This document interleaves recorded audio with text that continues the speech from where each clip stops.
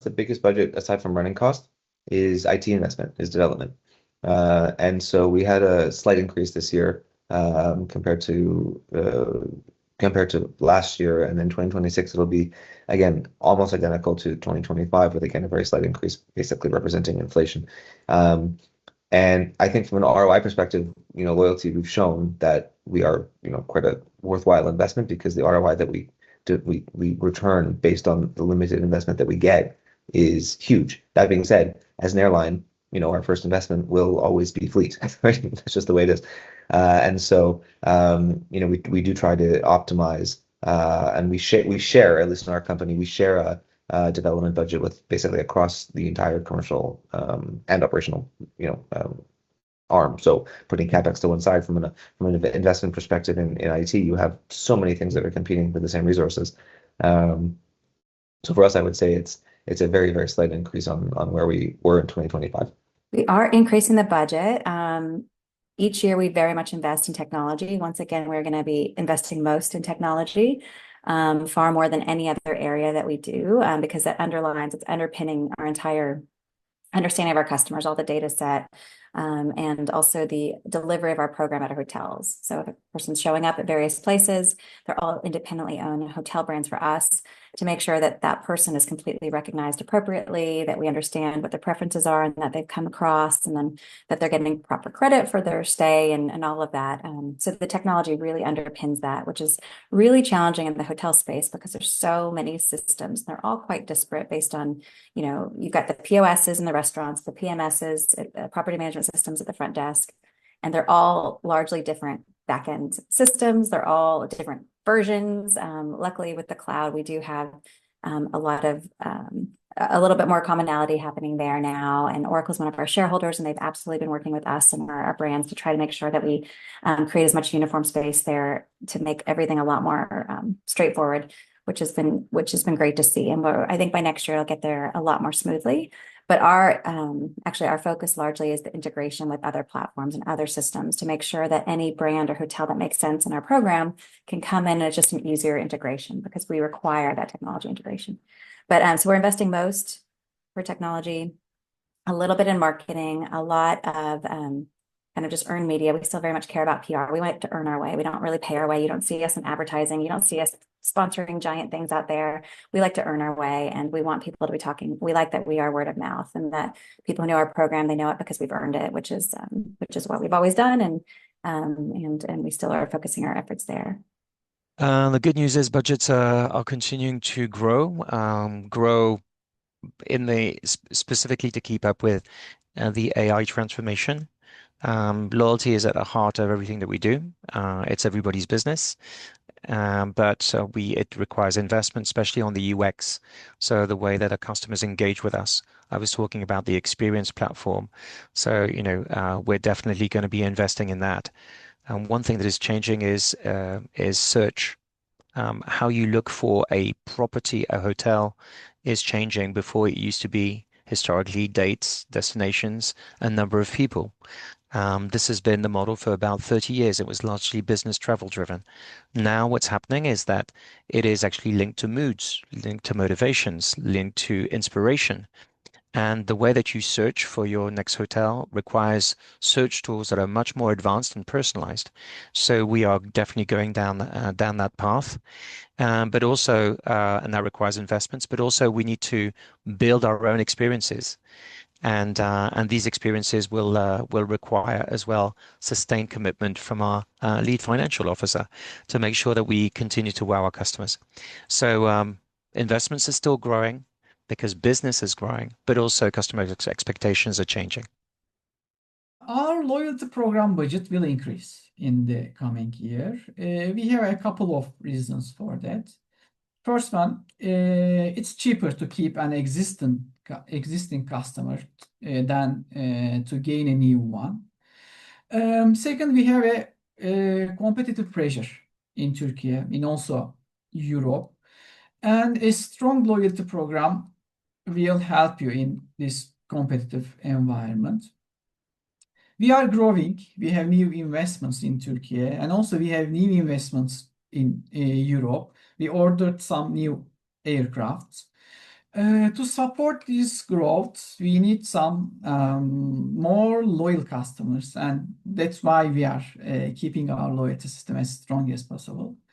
And we are investing on technology. We are trying to keep update in terms of technological advancements, so that technology is not cheap, and all of these requirements force us to increase our loyalty budget in the coming years. I think from our standpoint, we will see a small budget increase. So we will continue to invest in the program, mostly on the technology side of things. We have a number of things in motion with a number of tech partners. So for us, that is continue to be a big investment. We will also continue to invest in the capabilities of our teams, whether by hiring new talent coming in or developing the existing talent as well through training, etc. So there is an investment in the workforce. There's investment in technology. There's an investment in our capabilities in general that will continue to drive forward. So it's a positive outlook for us. So we're trying to we're continuing to grow the program, and with that comes of course some investment as well. We intend to have about a 34% increase in the budget. It's increasing slightly with a clear focus on technology, of course, data, members' experience enhancement. The goal is to invest where it drives a measurable impact on a long-term loyalty. And also, we deal with smart yet very lazy customers. So we would like to give the easiest experience to use, introducing an eco-friendly user interface and simple to navigate programs. So in 2026, I'm delighted to say that loyalty is becoming even more of a focus for us. We will be investing significantly in the program, a refresh of the program, and then that build out of that partner network in conjunction with our loyalty platform provider, We'll also be introducing a number of new benefits that we're investing in directly, and they'll be launching in the first quarter of the new year as well. So both in terms of investment in benefits and investment in marketing, loyalty is proving to be a clear winner, and we're absolutely doubling down on that, which is fantastic as head of loyalty. I think the budget's not only for us, for all.